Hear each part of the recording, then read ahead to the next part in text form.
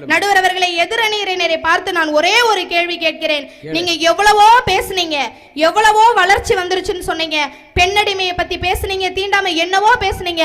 ஒரே ஒரு விஷயம் தாங்க, அன்னைக்கு பெண்கள் மாதவிடாய் காலத்தில் தீட்டுன்னு ஒதுக்கி வச்சாங்க.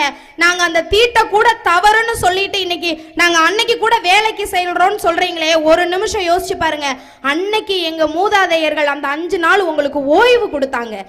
வருஷமெல்லாம் ஓடிட்டு இருக்கிற நீங்க ஒரு 5 நாள் ஒதுக்குப்புறமா ஓய்விடுங்கன்னு ஓய்வு கொடுத்தாங்க. இன்னைக்கு அதே ஓய்வை தான் உங்களுக்கு அரசாங்கமும் கொடுக்குது.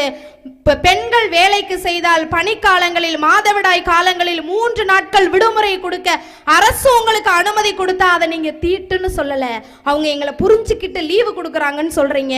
அதே விஷயத்தை 1000 ஆண்டுகளுக்கு முன்னரே என் மூதாதையர் உங்களுக்காக கொடுத்தான் ஓய்வெடுக்க, அதை நீங்க தீட்டுன்னு சொல்லிட்டு இன்னைக்கு ஓய்வெடுக்க கூட நேரம் இல்லாம உழைச்சிட்டு இருக்கீங்க.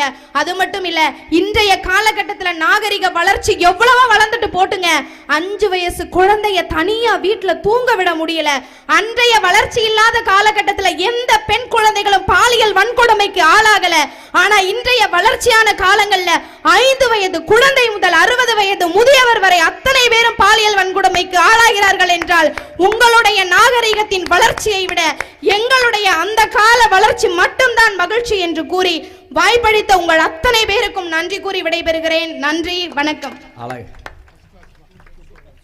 உண்மையிலேயுமே வளர்ந்து வரும் பேச்சாளர்கள் அப்படிங்கிற நீ வளர்ந்து வரும் பேச்சாளர், வளர்ந்த பேச்சாளராகவே நீ இருக்குன்னு சொல்லி வச்சுட்டு நல்ல உங்களுடைய வாழ்த்துக்களும் பாராட்டுக்களும் அவர்களுக்கு ஒரு பலத்த கைதட்டல் மூலமா தாங்க.